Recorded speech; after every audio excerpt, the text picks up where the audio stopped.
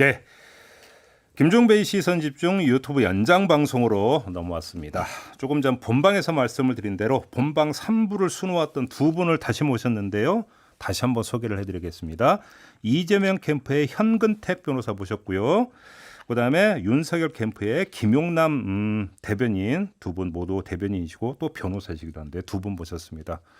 어서 오시라는 말씀, 뭐라 인사를 어떻게 해드려야 됩니까? 다시 처음 보는 척해야 되는 거 아닌가요? 다시 뵙습니다. 네, 안녕하세요. 네. 현근택입니다. 예, 김영남입니다. 알겠습니다. 오늘 두 분을 그러니까 또 모신 이유가 있는데요. 지금 큰 두 줄기 의혹 사건이 있습니다. 대장동 개발 의혹 사건이 있고 고발 사주 의혹 사건이 있습니다. 이제 큰 두 갈래 의혹 사건이 있는데 오늘 두 분은 근데 이게 어떤 직접적이든 간접적이든 두 캠프하고 연결돼서 지금 계속 보도를 타고 있습니다. 그래서 두 캠프의 대변인을 맡고 있는 두 분 변호사께서는 어떻게 진단하는지 궁금해서 지금부터 토론을 좀 가져가려고 하는데요. 최대한 단순화하겠습니다. 몸통은 누구인가? 저희는 이 질문만 드리겠는데요. 대장동 개발 의혹 사건부터 한번 좀 이야기를 해보죠. 김용남 대변인님, 네, 몸통은 이재명 후보입니까? 당연하죠. 근거를 좀 말씀해 주시죠. 일단 유동규 전 본부장은 구속이 됐어요. 네. 업무상 배임과 뭐 정확하게 말씀드리면 특정 경제범죄 가중처벌법 위반죄 중에 업무상 배임죄. 요 말씀은 이제 앞으로 안 드리겠습니다. 복잡하니까. 네. 하여튼 수천억 대의 손해를 끼쳤다. 성남도시개발공사에. 네. 그거하고 뇌물죄로 구속이 됐어요. 근데 이재명 후보 스스로도 대장동 사업은 본인이 설계했다고 했어요. 더군다나 이재명 후보와 유동규 본부장의 관계를 보면 이건 측근은 아니에요. 그건 측근은 범위가 너무 넓어요. 정말 신복이에요. 아파트 리모델링 추진위원회 일을 하던 사람을 이재명 후보가 성남시장에 처음 당선되자마자 성남시설관리공단 기획본부장으로 임명을 합니다. 그리고 이재명 후보가 성남시장 재선에 도전했을 때 다니던 직장을 그만둬요. 그리고 캠프에 합류해서 도와줘요. 그리고 재선에 성공한 이후에 성남도시개발공사 기획본부장으로 옮겨가요. 그러다가 나중에 사장 직무대행까지 하죠. 그리고 이재명 후보가 경기도지사 출마를 했을 때는 또 다니던 직장을 그만두고 도와준 이후에 그 다음엔 경기관광공사 사장으로 가요. 그러다가 작년 연말쯤 경기관광공사 사장도 그만뒀죠. 그리고 아니라고는 하는데 유동규 씨가 문화일보하고 인터뷰한 내용을 보면 이재명 대선 캠프에서 도와주고 있다라고 인터뷰한 게 있어요. 지금은 뭐 아니라고 발뺌을 하지만 본인이 월급 받던 직장까지 그만두고 당선시킨 다음에 더 좋은 자리로 계속 영전을 이렇게 몇 차례 하는 사람, 이런 사람을 우리는 신복이라고 부르죠. 무슨 일이든 특히 그 일이 드러나지는 않아야 되는 일일수록 더 믿고 맡길 수 있는 부하, 신복이죠. 그렇게 보시면 몸통은 이재명 후보죠. 이 대장동 비리와 관련해서. 유동규 전 본부장의 행동은 이재명 후보의 뭐 그 묵인 내지 지시에 의한 것이다. 또 이렇게 좀 보시는 거고요. 예. 자, 현근택 대변인님 말씀해 주시죠. 우리 김용남 의원님께서 이제 측근, 신복 이 구분론을 들고 나오셨는데 저는 이런 질문하고 싶어요. 우리 김용남 의원님은 윤석열 총장의 측근인지 신복인지. 왜 그러냐면 저는 신복까지는 못 가요. 측근은 돼요?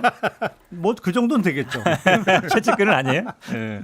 왜 그러냐면 이게 지금 말씀처럼 보통은 지금 이재명 후보에 가까웠던 분들은 거의 캠프에 들어와 있습니다. 저도 뭐 올해 초부터 그 가까이 좀 지냈는데 저는 이분 몰라요. 지금 다른 언론 거론되는 분은 거의 다 알거든요. 만나도 봤고. 신복이 아니라서 모르는 거예요. 아, 그렇습니까? 어쨌든 정진상 씨하고 유동규 씨는 신복이에요. 지금 마침 하시는 건 아마 신복이라고 말씀드리는 건 그런 의미가 있는 것 같아요. 결국은 아마 그 유동근 그분이 최근에 돈을 받았다는 거잖아요. 그럼 그 돈이 결국은 뭐 선거 자금 쓰지 않겠냐, 이제 그거를 자꾸 이제 말씀은 직접 안 하시지만 그 말을 하고 싶으신 것 같은데 이 정황을 봐야죠. 왜 그러냐면 이 지금 돈 문제가 불거진 게 이제 최근 언론 보도를 보면 작년 12월 말에 그만두고 그 다음에 본인의 뭐 사업 자금 이런 얘기가 나온 거잖아요. 그럼 그분이 당연히 뭐 뭐 캠프에서 왔다 그러면 언론은 피할 수가 없어요. 그 캠프가 우리 극동 VIP 건물에 있는데 거기에 오픈된 데거든요. 그러니까 거기에 뭐가 하면 아니면 그분이 그런 얘기도 했죠. 한번 거기 CCTV 다 한번 봐라 있냐 이런 얘기도 했던 거고 뭐 그 전에 아마 이제 성남도시개발공사나 뭐 그 경기관광공사에 있었던 건 맞는데 작년 12월에 그만둔 과정이 좀 중요하죠. 그 아마 영화 예산 뭐 380억 요구했던 것 같은데 그게 안 됐잖아요. 그러니까 라디오에서 말씀드렸습니다만 보통 가까운 사람이나 이러면 그 예산 요구를 뭐 전부 수용은 아니더라도 뭐 반이라도 수용하고 타협을 찾아가기 마련인데 그런 이유에서 그만두고 그 다음에 이제 본인 사업을 하겠다고 이렇게 나왔다 이런 거 보면 그리고 선거 캠프에 관여는 안 하고 있습니다. 그 부분은 그것 때문에 저희들도 뭐 저 법적 조치도 한 게 있는데요. 그렇게 본다 그러면 그거를 지금 뭐 측근이냐 신복이냐 이 얘기는 제가 보기에 뭐 결론 안 날 애매한 얘기 어차피 반복하는 뭐 거라고 측근이냐 봐요. 신복이냐를 어디서 판정 내려줄 것도 아니니까 그 정도로 하고 중요한 것은 그러면 유동규 전 본부장의 행위와 이재명 후보 간의 이제 상관성이 이제 결국은 중요한 거잖아요. 그럼 이제 두 갈래가 있는 것 같습니다. 한 가지는 이른바 이제 배임 행위로 이제 그 이야기되고 있는 거에 대해서 이재명 당시 시장은 알고 있었는가 내지 지시를 했는가. 그래서 이재명 시장이 배임의 몸통인가. 요게 한 갈래가 있겠고 또 한 가지는 비리와 관련해서 돈의 흐름에서 최종 종착지가 이재명 후보일 가능성이 있는가. 요 두 갈래 아니겠습니까? 하나하나 좀 나눠서 이야기를 해줘요. 김용남 대변인이 일단 첫 번째 문제부터 좀 말씀해 주신다면. 우선 이 사업을 진행하는 데 있어서 여러 가지 중요한 문제가 있겠습니다만 제일 중요한 거는 돈 문제잖아요. 이게 한두 푼도 아니고. 전부 합치면 1조가 훨씬 넘는 이익이 생긴 거죠. 성남도시개발공사와 또 화천대유 쪽으로 간 이익을 합치면 대략 뭐 1조 한 3천억이 최소한은 될 것 같은데 이거 배분 문제를 놓고 당시 이재명 성남시장이 몰랐다? 이건 말이 안 되잖아요. 그리고 성남시 조례도 그렇고 성남도시개발공사 정관상에도 예. 주요 업무, 특히 주요 재산의 처리 이런 거는 다 시장에게 사전 보고하도록 되어 있고 시장의 책임이기도 하거든요. 예. 그리고 일부 지금 이재명 당시 시장이 결제한 서류도 나온 것 같아요. 뭐 얼마나 철저하게 확보를 했는지는 모르겠습니다만 그러면 이거는 나는 이익 배분에 관여 안 했다. 이 변명은 통할 수 있는 상황은 아닌 것이죠. 그러면 이 과도하게 성남도시개발공사 직원들이 반대함에도 불구하고 이렇게 되면 민간 측의 이익이 너무 많아져서 문제가 생길 거다라는 반대 의견을 묵살하고 그 직원들을 업무에서 배제시키고 자기 말을 잘 듣는 다른 부서에 이 업무를 맡길 정도로 문제가 될 게 뻔히 보이는 사안에 대해서 당시 이재명 성남시장이 전혀 보고도 못 받고 몰랐다? 이건 말이 안 돼요. 그러니까 업무상 배임 부분에 있어서 이재명 시장이 몸통인 거는 뭐 거의 틀림없는 사실로 보입니다. 일단 그리고 여기까지 현근택 대변인 반론을 좀 들어보고요. 지금 아마 이제 뭐 돈 문제가 더 민감한 문제예요. 국민들 정서상으로는. 왜냐하면 배임 문제랑 배임은 굉장히 어렵습니다. 사실은. 근데 뭐 돈 문제는 아마 관계 없는 걸로 드러나고 있으니까 좀 이따 얘기하고 배임 문제부터 배임 정리를 부분을 얘기하는 것 같은데요. 네. 기본적으로 이 사업의 주체는 성남시가 아니라 성남도시개발공사입니다. 네. 협약 주주 협약이라든지 이것도 다 이제 계약 주체도 성남도시공사고요. 그러면 결국은 그걸 뭐 사전 사후에 승인하거나 아니면 뭐 지시했느냐 이런 여부가 될 것 같은데요. 그 자꾸 이제 지금 현재 기준으로 보니까 뭐 1조 이상 남았고 그래서 그 배분 문제를 관여한 거 아니냐 이렇게 자꾸 몰아가시는 것 같은데 이게 뭐 의원님도 아마 그 검찰을 하셨으니까 알 텐데 이 경영 판단의 문제거든요. 그러니까 당시 기준으로 봐야 돼요. 사후적으로 만약에 사후적으로 손해가 났으니까 배임이 된다 그러면 대한민국에 있는 기업 경영하는 사람들 거의 뭐 다 100%다 배임 될 수밖에 없습니다. 그럼 당시 기준에 그게 합리적이냐 아니냐 요걸 보는 게 가장 중요한 거거든요. 그러면 당시 기준이 당시에는 아마 한 2011년 기준으로는 한 3천억 정도 남을 걸로 봤고 그다음에 2015년 기준으로는 한 6, 7천억 정도 남을 걸로 봤는데 그 당시에 한 4,600억 정도는 확정 이익으로 갖고 온 거거든요. 그러니까 확정 이익을 당연히 갖고 온다 그러면 민간이나 사업자 입장에서는 아니 그럼 당신들은 그냥 손해가 나도 우리가 손해 나도 다 가져가는데 그리고 우리가 모든 리스크를 다 져야 되는 거냐? 그럼 나머지가 우리가 갖겠다. 그 부분은 제가 보기에 뭐 합리성이 있다고 보고요. 그다음에 지금 자꾸 그 직원들이 반대하는데도 불구하고 그거를 뺐다 그러는데 공모 지침서와 그 질의 회신할 때 분명히 확정이익을 가져가고 나머지는 민간으로 간다는 게 이미 나간 거예요. 지금도 아마 그 성남도시개발공사의 홈페이지에 가면 그 조회도 할 수 있습니다. 그런 예. 내용이 다 있어요. 예. 근데 그거에 반하는 어떤 뭐 아니 공모지침서 나가고 그 다음에 사업자 선정되고 그 다음에 주주협약을 할 때는 당연히 그 룰에 따라야 되는 것이지 다시 앞으로 돌아가 가지고 공모지침서에 없는 내용을 요구한다 주주협약할 때 제가 보기에 그거는 불가능한 얘기 같습니다. 두 가지만 말씀드릴게요. 네. 일단 뭐 이게 리스크가 과연 있는 사업이었냐? 대장동 사업이 부동산 개발 사업에는 3대 리스크가 있습니다. 첫 번째 사업 부지 확보 리스크예요. 대부분 여기서 실패해요. 두 번째 큰 리스크가 인허가 리스크예요. 세 번째가 분양 리스크입니다. 대장동 사업은요. 사업 부지 확보 리스크 성남도시개발공사가 개입하면서 토지 수용권이 생겼어요. 없어요. 리스크. 두 번째 인허가 리스크. 성남도시개발공사는 성남시하고 사실상 한 몸이에요. 성남시에서 인허가를 안 내줄 리가 없어요. 리스크 프리예요. 세 번째 분양 리스크. 여기 판교예요. 무슨 분양 리스크가 있어요. 누가 봐도 이거는 그냥 남는 장사예요. 그러니까 화천대유축 말고도 산업은행 컨소시엄이나 메리츠증권 컨소시엄은 사실은 화천대유축보다 더 많은 돈을 성남도시개발공사에 우선적으로 주겠다고 했어요. 그럼에도 불구하고 탈락했습니다만 누가 봐도 이거는 돈 되는 사업이기 때문에 달려든 거예요. 그리고 두 번째, 공모지침서의 내용이 있기 때문에 주주협약상 화천대유축의 이익을 몰아줄 수밖에 없었다. 이건 사실과 다릅니다. 왜냐하면 공모지침의 내용은 계략적인 내용이고 주주협약을 맺을 당시에 조금 전문적인 내용입니다만 이 사업같이 성남도시개발공사가 비참가적 우선주, 그러니까 남는 이익에 대해서 손을 못 대는 우선주가 아니고 참가적 우선주로 얼마든지 가져갈 수가 있었어요. 그건 공모지침에 참가적 우선주는 안 가져간다 이런 내용이 없어요.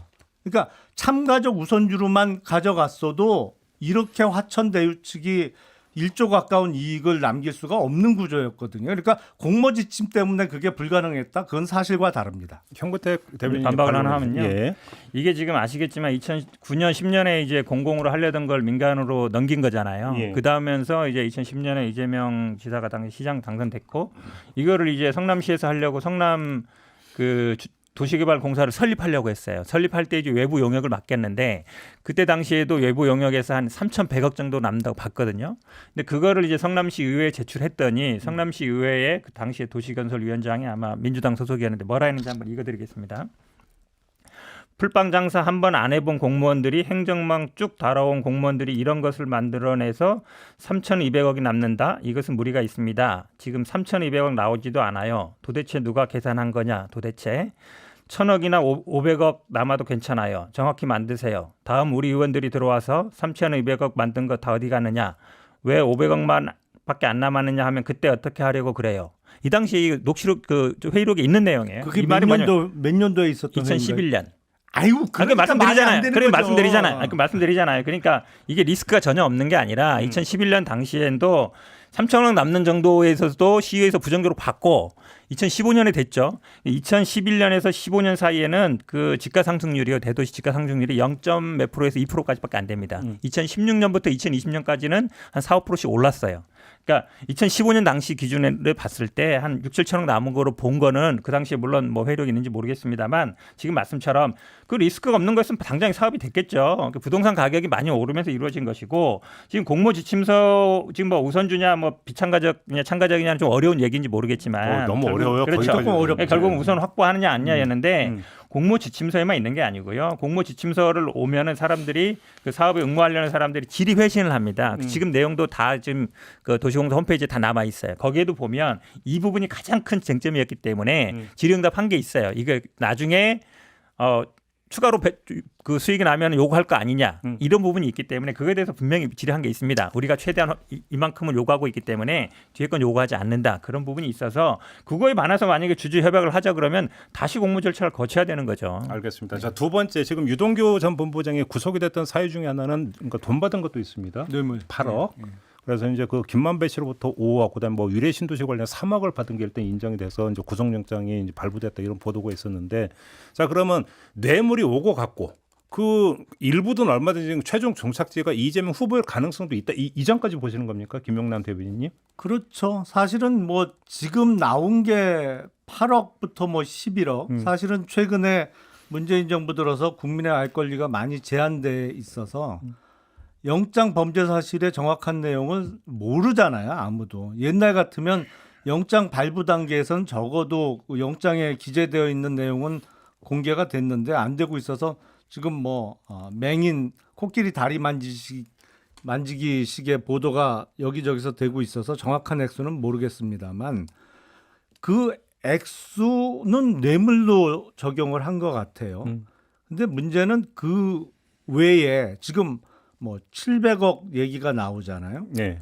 그거를 전달받기 위해서 유동규 본부장이 유원홀딩스라는 회사를 만들었다고 봐요. 그러니까 이게 돈이 뭐 8억 내지 11억은 현금 플러스 수표로 어느 정도로 이렇게 받을 수 있는 금액 정도입니다만 몇백억은 이게 안 되거든요. 이게 결국엔 계좌로 움직일 수밖에 없기 때문에 예. 그러다 보니까 그걸 받는 소위 도구로서 비클로 유원홀딩스를 만들어서 그걸 통한 어떤 사업 자금으로 좀 세탁하려고 했던 거 아니냐 이렇게 보입니다. 그렇게 보시는 거예요. 현근택 대변인님? 뭐 돈 받은 거는 당연히 비난받을 수밖에 없는데 그게 이제 이재명 지사 관계돼 있느냐 이 부분이 중요한 거잖아요. 그렇죠. 결국은 이제 그 부분이 정확히 말씀 안 하시는데 저는 뭐 피의 사실 공포 안 되는 건 정상적이다라고 보고요. 이거는 뭐 누구의 유불리를 따지는 건 아닌데 이게 지금 저희들도 뭐 보도로 내용 수밖에 알 수밖에 없는데 흘러나오는 얘기가 보면 작년 말에 이제 아마 그 경기관광공사 그만두고 그러니까 그 다음에 이제 뭐 개인 사업을 하려고 이게 뭔가 이제 뭐 돈을 빌렸다는 식으로 얘기하는데 당연히 뭐 적절하지 않죠. 왜냐하면 사업관계 이해 있는 사람 빌린다는 거는.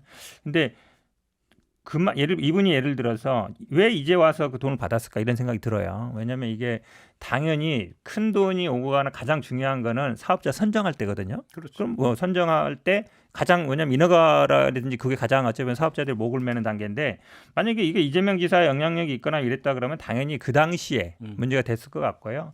지금 이제 정영학 회계사 녹취록이 가장 이제 문제가 이슈가 되고 있잖아요. 그렇죠. 여기에도 보면 이게 녹취록도 보면 2019년 이후에 나온 얘기고 보도에 의하면은 거기에 이재명 지사는 언급조차 안 되고 있다. 그러니까 개인 그 민간 사업자들끼리 어쩌면 김만배 측과 그다음에 뭐 다른 측 그러니까 뭐 남욱 변호사나 아니면 이제 정영학 회계사 두 측으로 볼 수 있는데 그 사람들 사이에 어떤 이익 배분 문제 제가 이 커진 이유는 제가 그런 생각이 들어요. 이게 처음 당초 생각했던 것보다는 이익이 많아진 것 같아요. 그러다 보니까 그 이익을 어떻게 나눌 거냐. 떡이 커지니까 욕심이 더 그렇죠. 생겨서. 그러면서 서로 이제 분쟁이 생기다 보니까 거기에서 이제 서로 녹취를 한 것 같은데 여기에도 보면은 이제 언급이 안 되고 있고 그렇게 본다 그러면 아마 유동규 이분이 나중에 이제 공직도 그만뒀고 나와서 뭔가 이제 뭐 자기 뭐 생계를 해야 될 것 같고 그러다 보니까 이제 과거 생각도 냈을 것 같고 그러니까 아마 개인적으로 좀 이렇게 뭐 개인적인 문제 아닌가 이렇게 저희들 보고 있습니다. 보통 뇌물 같으면 말씀하신 대로 사업자 선정 단계에서 돈이 오고 가는 게 대부분의 경우죠. 근데 이 경우는 아니었잖아요. 왜냐하면 이건 사실상의 동업 관계였거든요.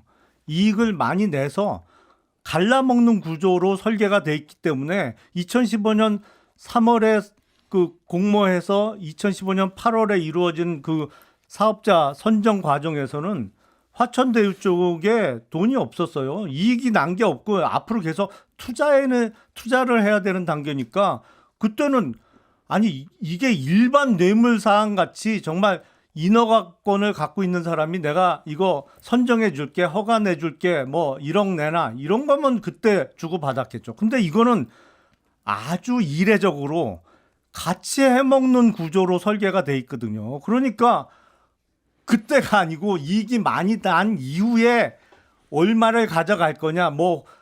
보도에 따르면 김만배 씨 목 중에 절반이 이제 이 몫이다. 아니면 전체 사업 이익의 25%가 유동규 측 몫이다. 이런 얘기가 나오는 것이고요. 녹취록을 이 중에 본 사람은 없잖아요. 없죠. 근데 일부 보도 내용에 의하면 이재명 후보에 대한 직접적인 언급은 없다라는 보도가 나오는데 그건 유동규하고 이재명 후보가 한 몸이니까 그런 거죠. 굳이 뭘 얘기를 해요. 그쪽이 그쪽인데 거기가 거기고. 알겠습니다. 마지막 한 발언 들어보고요. 몸이면 당연히 얘기했겠죠. 왜냐하면 유동규 보고 준 게 아니라 이재명 지사 보고 줬다는 거니까. 그거 다 아는 얘기를 왜 해요? 근데 일반적인 사업하고 부동산 사업을 좀 혼동하시는 것 같은데요. 부동산 사업은 사실 돈이 제일 많이 들어오는 거는 PF 대출 때예요. 대부분 왜냐하면 초기 자본은 돈이 들어가고 그다음에 PF 대출 돈이 들어오면 수천억이 들어옵니다. 이것도 PF 7천억 이렇게 했다는 거잖아요. 당연히 그럼 그때 돈이 흘러가요. 지금 물론 물론 빚이긴 하지만 현금은 흘러오는 거거든요. 물론 이게 2019년부터 이제 분양이 됐으니까 분양금이 뭐 2019년 말 2020년에 들어왔을 것 같은데 그럼 또 그 당시에 받든가 했던 텐데 그만둔 이후에 받는 게 제가 보기에는 뭐 약간 개인적인 문제인 것 같고 지금 뭐 지분이 어떠냐 뭐 25%냐 50%냐 이런 거는 뭐 확인이 불가능한 얘기고요. 알겠습니다. 자꾸 그것도 그거를 이유로 이제 동업관계 얘기하시는데 동업관계라는 거는 초기부터 나눠야 돼요. 만약에 자기가 지분이 있는데 처음에 돈 안 줬다 당장 뭐라 하겠죠. 이건 제가 보기에 뭐 사후적인 문제인 것 같습니다. 아니 요 부동산 개발 사업 진행과 좀 안 맞는 말씀을 하시는 거예요. PF 대출이 일어나요. 그때 이 사업 같은 경우에 7천억 정도가 이제 대출을 받는 거잖아요. PF라는 게 뭐 결국엔 대출이니까. 그때는 대주단이 있어요. 그때 돈 만들기 쉽지 않아요. 왜냐면 돈 빌려준 대주단에서 이거를 바로 주지도 않잖아요. 신탁 회사에다가 맡겨 놓죠. 그리고 신탁 회사가 건건히 보고 결제를 해줘요. 여기서는 몇백억 빼먹는 건 불가능해요. 그거는 제가 하지만 보기엔 화천대유가 이미 이익을 배당을 받아갖고 분양 사업을 끝내서 이익을 가져놓으면 그때는 화천대유가 마음대로 집행할 수 있는 거죠. 물론 그것도 기술적으로 안 들키게 물론 해야겠지만. 신탁사들이 다 관리는 하지만요. 사실상 다 서류 만들어서 경비로 다 만들어가지고 다 합니다. 실제로 PF 때가 돈이 제일 많이 들어와요. 알겠습니다. 분양가는 순차적으로 들어오는 것이고 예. 그때 뭐 지금 못 만든다는 건 제가 보기에 뭐 현실하고 안 맞는 얘기죠. 어차피 여기서 오늘 뭐 합의 보거나 결론 낼 사안은 아니고, 그러니까 어떻게 지금 대별되는가를 그러니까 우리 애청자로부터 정확히 보여드리는 게 오늘 토론의 목적이니까 이 정도로 가름하고 마지막으로 현근택 대변인께 질문드리고 이에 대한 김영남 대변인의 반론 듣고 다음 주제로 넘어가겠는데요. 이재명 후보가 TV 토론 과정에서 이제 유동규 문제가 불거지면 정책 책임을 지겠다라고 발언한 적이 있습니다. 그리고 이제 그 다음에 저희가 박주민 총괄 본부장하고 인터뷰할 때 그 정책 책임을 진다는 게 어떤 의미냐 이렇게 질문을 했을 때 뭐 유감을 표명하는 정도 이렇게 이제 대답을 한 적이 있는데 그게 캠프에서 지금 공유되고 있는 기준선입니까? 그게? 뭐 그 정도입니다. 왜냐하면 이 정치적 책임이라는 거를 이게 문제가 되면 뭐 법적 책임이냐 아니면 뭐 후보 어떤 거취의 문제냐 이건 절대 아니고요. 그러니까 예를 들어서 뭐 관리의 문제다 만약에 법적인 문제다 그러면 그건 수사에 맡길 부분이고. 그거는 뭐 법적인 문제라면 그렇죠. 사법 논리로 저희들이 가야 예를 되는 들어서 거니까. 뭐 관리상의 책임 그래도 어쨌든 산하 기관에 있었던 사람이 그런다 그러면 뭐 그 정도 뭐 유감 표명이라든지 아니면 뭐 사과를 한다든지 뭐 이런 정도는 뭐 가능할 걸로 보고 있습니다. 뭐 우선은 사법적 책임을 져야 되는 사안이고요. 이게 업무상 배임이 됐던 아니면 정말 몰랐다 그러면 직무유기죄가 성립될 사안이기 때문에 예. 적어도 이 정도 사안에 대해서 정치적 책임은 최소한의 선이 후보 사퇴죠. 왜냐하면 자 제가 계산을 해봤어요. 동학농민운동의 원인을 제공했던 그 고부군수 조병갑, 네. 조병갑이 그때 해먹은 돈을 대략 계산해 보니까 한 100억 지금 가치로 따지면 100억 정도 되겠더라고요. 그거 어떻게 계산했어요? 왜냐면 그거 어떻게 다니세요? 만석보 하면서 쌀 한 가지 가격으로? 2만석 해먹고 또 예. 뭐 부의금으로 해서 2천냥 3천냥 받았다는 거 아니에요. 그러니까 벼 3만석 정도니까 요새 돈으로 따지면 한 100억 정도 나가겠더라고요. 네. 이거는 최소 지금 70배 내지 80배의 그 해먹은 돈이 생긴 거예요. 이게 정말 말 그대로 단군 이래 최악의 지방단체장 관련 비리 사건이에요. 이거에 대해서 정치적 책임을 진다면서 쏘리 한마디 하고 치운다고요? 알겠습니다. 색도 없는 소리. 부산 LCT는 뭐 1조를 그냥 국민의힘 쪽에 다 해먹었고요. 근데 지금 사실은 이게 지금 고발사주 의혹도 굉장히 큰 문제거든요. 지금 그 얘기 할 거예요. 그러니까 얘기할 거예요? 네, 지금 이제 두 번째 주제가 그거예요. 그렇습니다. 네. 그만 끝내는지 알고. 무슨 말씀? 급했구나. 그 방이 아니라 이제. 요 정도로 1차 주제 네. 마무리하고 이제 두 번째 주제 바로 이제 고발 사주 의혹 사건에 대한 이야기로 넘어가겠는데 똑같이 질문을 드리겠는데 현근택 대변인님 네. 고발 사주 의혹 사건의 몸통은 윤석열 후보입니까? 당연하죠. 근거를 왜냐하면 좀 이게, 말씀해 주시죠. 우리가 이제 검찰 조직을 군대랑 많이 비교해요. 근데 최근에 이렇게 보니까요. 군대도 이 상명하복 문제가 예전 같지 않습니다. 근데 검찰은 아직도 남아 있어요. 바로 이 정보기획관이라는 분은 바로 최측근 눈과 귀의 역할을 하는 분이거든요. 근데 거기에 고발의 피해자를 부인, 총장의 부인, 그다음에 뭐 최측근이라는 한동훈 이런 사람을 피해자로 해서 고발을 한다. 근데 사전에 그 양해나 뭐 결재를 안 받는다. 제가 보기엔 불가능해요. 왜 그러냐면 나중에 어차피 수사할 때 당신이 피해자 맞아? 확인서를 받아오라 그러거든요. 그게 뭐 친구죄 아닐지라도 수사 일선에서는 그렇게 하고 있기 때문에 당연히 그 윤 총장이 그 지시라든지 묵인이라든지 결재가 있었을 걸로 볼 수밖에 없는데 지금 뭐 계속 여기에 뭐 관계없는 사람이다. 추미애 장관이 임명한 사람이다. 지금 뭐 약간 조작된 문서다 이렇게 얘기하는데 지금 기본적으로 손준성 검사든 아니면 그 사람이 알고 있는 사람이 작성한 건 맞잖아요. 거기서 간 건 맞으니까 그렇게 본다 그러면 윤석열 후보가 빠져나갈 구멍은 없는 것 같습니다. 김영란 대변인님 반론 펴주신다면. 일단 뭐 작성자나 전달자는 지금 확인된 바가 없죠. 일단 서울중앙지검에서 공수처로 이첨하면서 사실과 다른 발표를 했죠. 그러니까 거기서 확인된 거는 텔레그램에 나온 손준성 보냄이라는 그 화면이 조작된 건 것 아니다. 같지는 않다. 그것만 확인이 됐다는 거죠. 조작이 아닌 것 같다라는 것만 나온 거고 뭐 누가 작성했는지 다만 누가 관여라고 하는 보냈는지. 표현은 나왔죠. 아니 그러니까 그게 하도 할 말이 없으니까 그렇게 두리뭉실하게 표현을 했는데 예. 정말로 당시 윤석열 총장이 손준성 검사에게 그걸 지시했다면 이게 고발장이 작성되거나 전달된 시점은 작년 4월이잖아요. 이 고발장이 실제로 검찰에 접수된 거는 8월이에요. 8월 하순이에요. 2020년 8월 하순. 4월 8일 날 고발장 고개. 그러니까 4월 3일 날 고발장이 있고 작성 일자가 4월 3일자가 있고 4월 8일자가 있는데 네.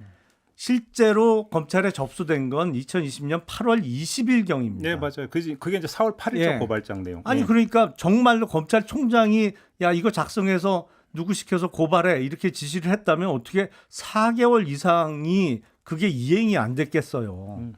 근데 이게 앞뒤가 안 맞잖아요. 근데 그건 검찰이 고발한 게 아니라 국민의힘에 고발하라고 뭐 청구 내지 사주를 했다라는 거야. 국민의힘에서 묻겠다라는 거잖아요. 아니 그러면 정말 당시 검찰총장이 그걸 통해서 부탁을 했는데 국민의힘에서 4개월 이상을 처박아 놨다고요? 그것도 스토리가 안 나오잖아요. 그리고 실익이 없어요. 무엇보다도. 왜냐하면 이걸 정말 옛날처럼 대검 안에 중수부가 있어서 이걸 총장이 지시해서 중수부장을 통해서 거기서 수사를 한다고 하면 모르겠는데 지금 대검은 수사 기능이 없거든요. 고발장 넣어봤자 서울중앙지검에서 하게 될 텐데 그때 당시에 서울중앙검사장은 이성윤 검사장이 완전히 뭐 쉽게 말씀드려서 윤석열 총장 잡아먹지 못해갖고 안달이었어요. 거기다가 고발장 넣는다고 무슨 실익이 있어요. 그래서 그 김웅 의원은 조성은 제보자의 주장에 따르면 절대로 서울중앙지검에 접수하지 말고 대검에 접수하라고 했다라는 거예요. 대검에 접수한들 뭐해요? 다시 내려갈 텐데. 자, 현근택 대변인님 반론을 직접 펴주신다면. 수사하려고 한 거죠 대검에서. 그러니까 직접 수사 기능 자체가 없어요.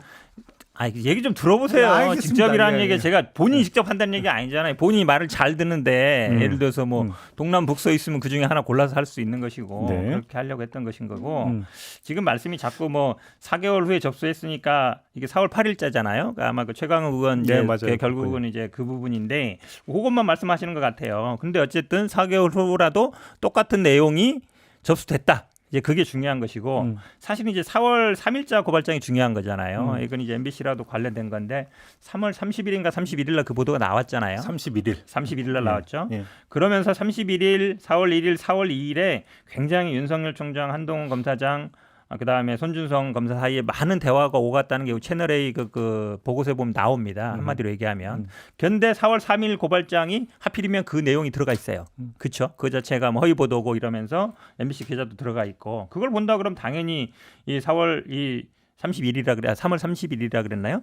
3월 30일 날 보도와도 관련된 거고 그거에 대한 이해관계가 있는 거죠. 그리고 이 당시가 보시면요.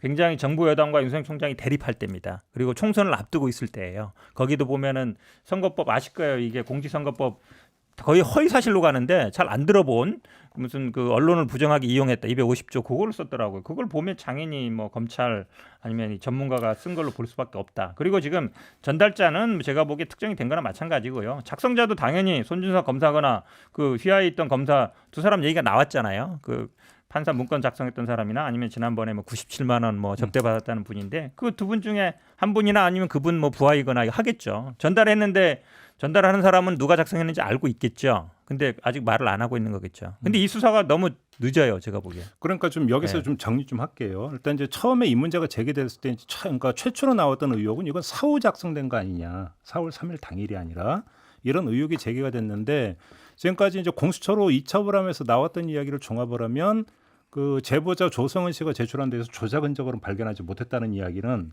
4월 3일과 4월 8일에 이게 전달이 된 걸로 일단 간주를 해도 될 것 같고 그러면 일단 사후 조작 가능성은 없다고 봐도 되는 거 아니겠습니까? 일단 이전부터 좀 확인을 하고요. 수사상 그렇게 봐야 되는 거 그렇죠. 아니겠습니까? 왜냐하면 지난번에 그 나왔지만 이 캡처한 것도 4월 3일 날 했다는 캡처가 나왔잖아요. 네. 그러면 이제 사후 조작 가능성은 없다고 봐요. 그렇죠. 그러면 4월 3일 당일에 작성을 해서 당일에 이게 텔레그램을 통해서 전달이 됐다고 한다면 다른 검찰 외의 누군가가 이게 작성했을 가능성은 상대적으로 줄어드는 거 아닙니까? 김용남 대변인님 어떻게 생각하십니까? 글쎄 작성을 누가 했는지는 뭐 알 수 없죠. 그러니까 예를 들어서 정말 거기까지는 아직 확인이 안 됐습니다만 손준성 검사가 김웅 의원이나 누구한테 전달을 했다 하더라도 네.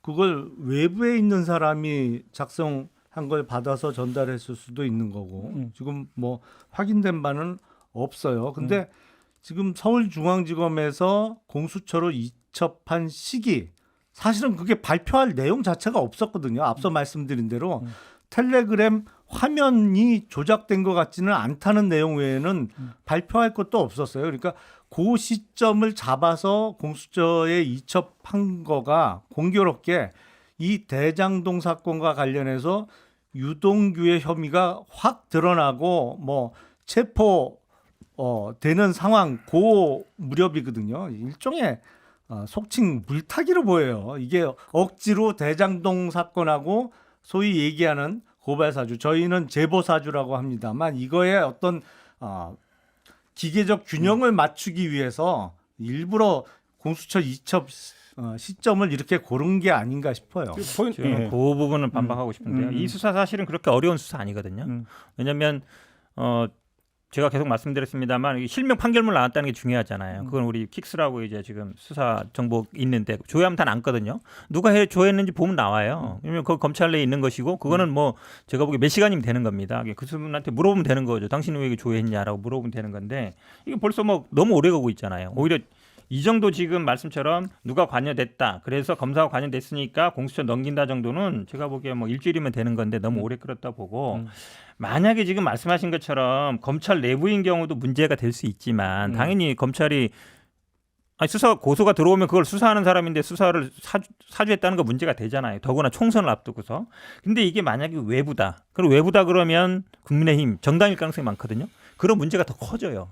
왜냐하면 국민의힘의 요청을 받아서 검찰이 작성해서 다시 글로 보내고 다시 검찰로 고발하라고 되는 거니까 만약에 김웅 의원이 그냥 전달만 받은 게 아니라 작성할 때 우리 관여됐다는 문제가 더 커질 수 있다고 본다고 보고 저는 뭐 어쨌든 지금 뭐 제보자라 하는 조성은 씨 얘기가 처음에 얘기했던 거랑 지금이랑 보면은 달라진 게 없다. 그렇게 본다 그러면 처음에 진술했던 게 저는 맞는 걸로 보고 있습니다. 저 정리를 하면 지금까지 나왔던 보도를 종합을 하면 공수처가 그 대검도 압수수색하고 부산지검 서부지청에 있는 검사 그러니까 당시 수사정보정책관실 2 담당관이었던 성모 검사도 압수수색을 한 걸로 지금 되어 있습니다.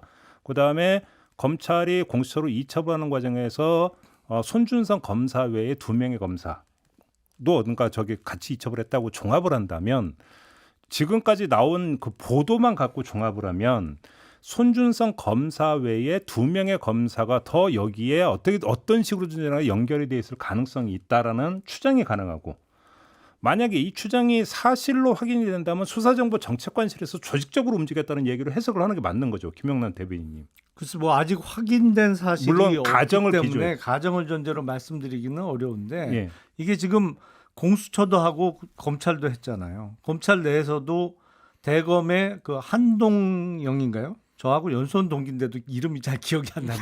그 감찰본부장. 예. 이 양반은 검사 한동수. 한동수 예. 네.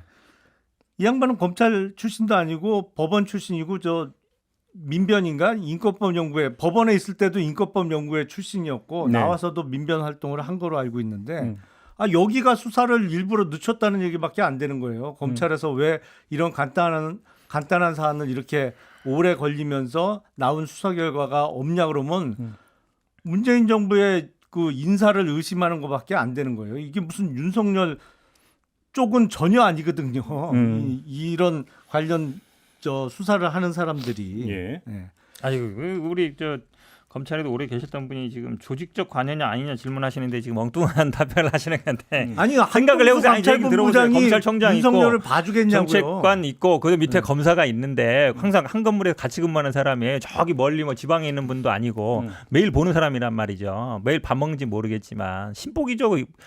그야말로 신복인 사람이에요. 여기서 근데 또 측근 신복 얘기는 예. 아니 안 그럴 수가 없죠. 왜냐하면 뭐 어찌 보면 민감한 정보를 다루는 사람이고 바로 옆에 있는 사람이잖아요. 그리고 여기 있다가 나중에 이제 검사장 승진도 바라볼 수 있는 사람이었는데 아시겠지만 그런 분이 이 총장의 부인과 관련된 일을 고발하는데 혼자적으로 독자적으로 한다.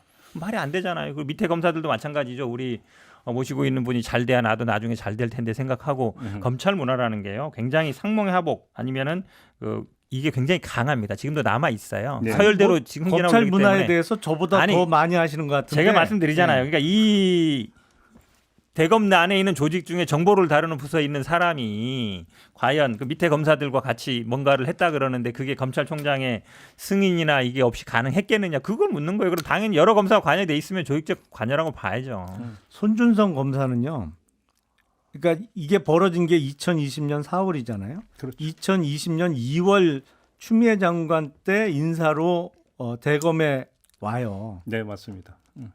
검사들 웬만한 사람 다 알지만 손준성 검사하고 윤석열 총장하고는 별 인연이 없어요. 윤석열 총장하고 친한 그야말로 라인이라고 부를 만한 보직 경로에 있지도 않았고 손준성 검사는 주로 법무부 쪽 기획부서에 많이 근무를 했어요. 그전에 제가 법무부 근무할 때 같이 근무를 했었는데 손준성이 윤석열 측근이다? 택도 없는 소리. 그리고 이 내용을 보시면 말씀하신 대로 무슨 그 윤 후보의 부인 얘기도 있고 그렇잖아요. 이게 그냥 대검에 같이 근무한다고 해서 야, 내 와이프 일인데 이렇게 지시를 할 수 있는 상황이 전혀 아니거든요. 그거는 정말 이재명과 유동규처럼 신복 정도 돼야 이게 가능한 일이지. 아니 생각을 해보세요. 만약에 저 의원님이 이 자리에 있었어요. 근데 검찰총장 부인을 피해자로 해서 고발하는데 전혀 승인도 안 받고 없이 할 수 있겠냐고요. 말이 안 되는 거고 지금 추미애 장관 임명했다 그러는데 그렇게 따지면 뭐 윤석열 총장도 문재인 대통령 최측근이 돼야 되는 거야. 김용남 대변인께 검찰에 계셨기 때문에 이건 그냥 한번 궁금해서 일단 그 입장이 아니라 한번 여쭤보는 건데 지금 세계일보가 보도했던 이른바 장모 관련 사건 정리한 문건하고 그 다음에 이제 상세적으로 더 하나 기술된 2개의 문건이 공개가 됐잖아요. 이걸 대검에서 작성했다는 게 세계일보의 보도인데 만약에 대검에서 작성했다면 대검 어느 파트에서 작성할 수 있는 겁니까? 그 문건은? 뭐 문건의 성격 이런 걸 떠나서 지금 그 부서 이름이 바뀌었는지는 모르겠는데 기획조정부에서 작성했겠죠. 그건 그러니까 수사정보 정책관실이 아니라 다른 데서도 충분히 작성할 수 있는 문건입니까? 그거는 뭐 언론 대응 문건이나 또 국회 법사위나 이럴 때 출석할 경우에 또 법무부에서 그거 보내달라고 해요. 네. 법사위가 열리면 장관이 여야 의원들의 예상 질문 사항에 대해서 어떻게 답변할지 그 자료 특히 검찰총장 관련된 거는 당연히 대검 니들이 작성해서 보내달라고 하죠. 법무부에서. 왜냐하면 그 문건이 작성이 3월이라는 거고 지금 우리 토론 주제를 잡고 있는 고발장은 4월 3일에 작성한 것으로 지금 되어 있고 그러니까 시기적으로 겹쳤기 때문에 이것도 작성 주체도 같은 거 아니냐는 의혹이 한때 제기돼서 한 분이 질문을 드렸던 거고요. 범죄정보기획관실에서 작성할 만한 내용은 아니에요. 그거는. 알겠습니다. 자, 그러니까 좀 정리를 좀 해야 될 것 같은데 하나만 더 여쭤보겠습니다. 여기서 이제 나왔던 정황이 바로 이 고발장이 작성 전달되는 즈음에 당시 그 손준성 수사정보정책관, 그다음에 권순정 대검 대변인, 그다음에 한동훈 검사장, 간에 어떤 그 전화 대화나 카톡 대화가 수시로 이루어졌다라고 하는 정황이 나왔습니다. 이건 어떻게 성격 규정을 해야 되는 겁니까? 그러면 글쎄요 무슨 얘기 나눴는지 모르죠 저희는. 그렇죠. 횟수밖에 나온 게 없죠. 예. 내용은 모르죠. 뭐 둘이 그 세 사람이 친할 수 있죠. 근데- 기수가 비슷비슷할 거려. 근데 그때 그 시점에 한동훈 검사장은 부산 고검 아마 차장 검사인가로 가 있을 때 아닙니까? 그렇죠. 계속 그 좌천돼서 떠돌 때니까 지금도 그렇지만. 그러니까요. 근데 이제 그때 그 이게 나오고 나서 권순정 그 당시에 그러니까 대변인 뭘 나중에 올라갔습니다만 권순정 대변인의 해명은 뭐였냐면 대응 차원이었다고 그랬거든요. 그러면 이 대응 차원의 한동훈 부산고검 차장검사가 등장할 이유는 없지 않습니까? 대응이라는 게 지금 뭐 문구를 예를 들어서 말씀하시는 거예요? 그렇죠. 뭐 언론 대응이나 이런 예, 대응 예. 차원에서 예. 그러니까 논의를 한 거다라는 게 권순정 당시 대검 대변인의 예. 그러니까 해명인데 그럼 한동훈 검사장 대화 주체로 등장할 이유는 없는 거 아닌가요? 한동훈 검사장은 윤석열 총장의 개인사나 이런 거에 대해서 잘 알죠.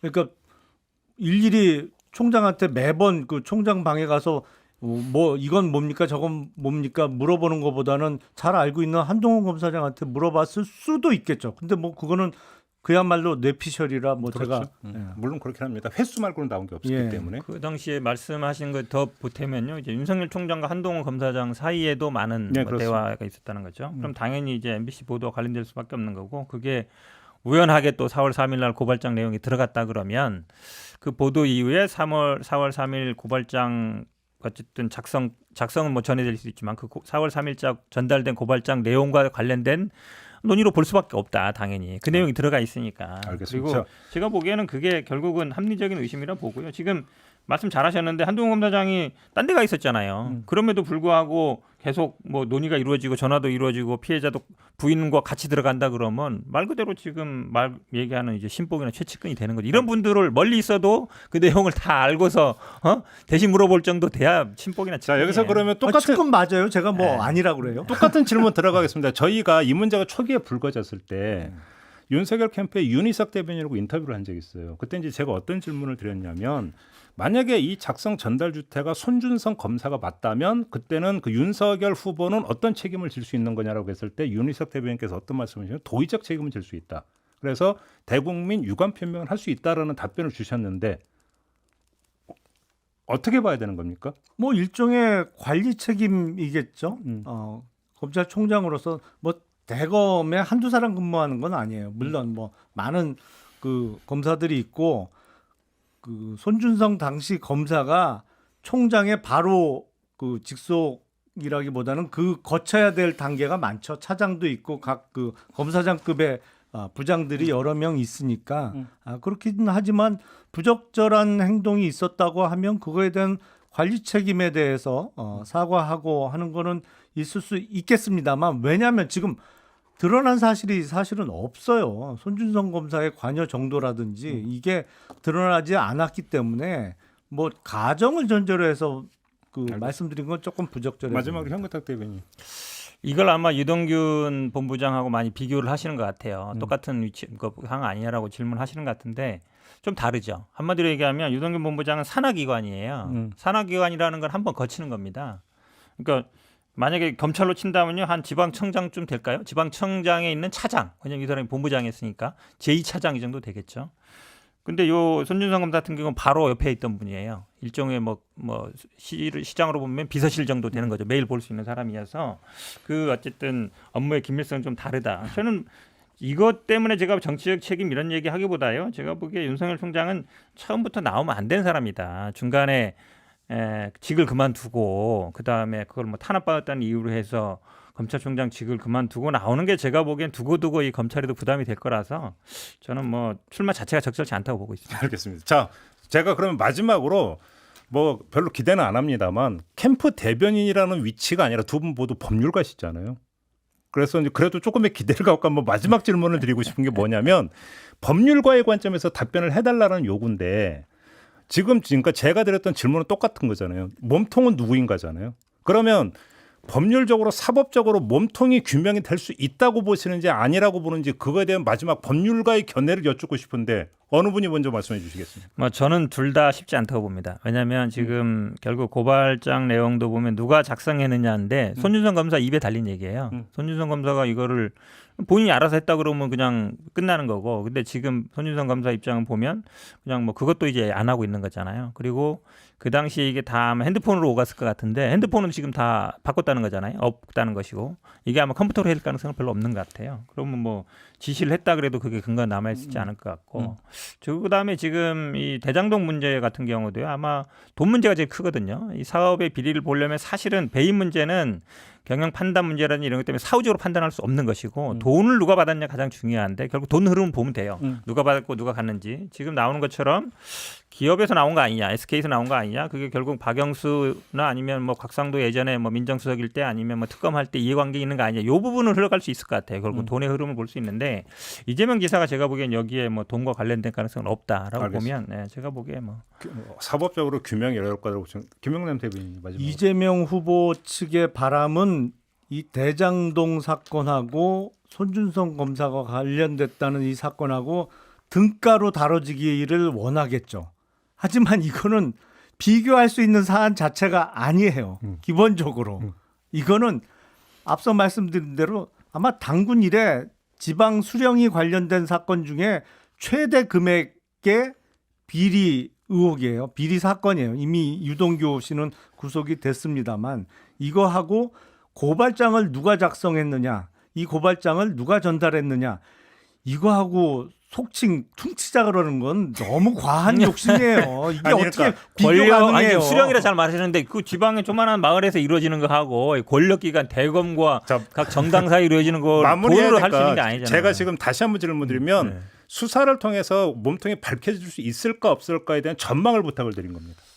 대장동 사건은 사실은 이재명 후보에게 올라갈 가능성이 매우 많죠. 수사는 밝혀질 수 있다고 보시는 그럼요. 업무상 배임과 관련해서 본인이 스스로 설계했다고 밝혔고 그리고 이와 관련된 결제 문서가 이게 압수수색이 제대로 아직 안 된 것 같은데 무지기수로 나올 수밖에 없거든요. 왜냐하면 성남시 조례하고 도시개발공사 정관상 성남시장의 보고와 결재가 있어야 돼요. 이 사업은. 그러니까 이거는 증거가 무지하게 많이 나올 거고 앞서 말씀드린 대로 이 손준성 검사 관련된 건 손준성 검사가 어떻게 얘기하느냐에 따라 달린 건데 10초만 얘기하면요.